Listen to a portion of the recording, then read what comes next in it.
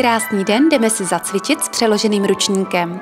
Přijděte do napřímené pozice na 4, ručník umístěte pod levé koleno. Pravá holeň i nárt pevně v podložce, dlaně pod rameny, zapněte spodní bříško malou bundou a nyní už vás čeká skluz vzad, otevření levého boku a s výdechem přisuňte koleno do výchozí pozice. Skluz a vracíme kyčelní kosti do jedné roviny. Možná už po 2 dnech tušíte, že budeme střed těla aktivovat zejména skrze polohu pánve.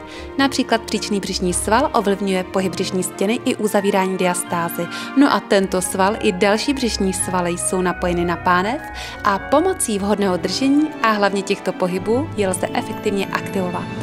Takže horizontální pohyb pánve, skluz vzad a aktivní přísun zpět pod tělo. Pravá půlka, pánve se nehne ani malonko.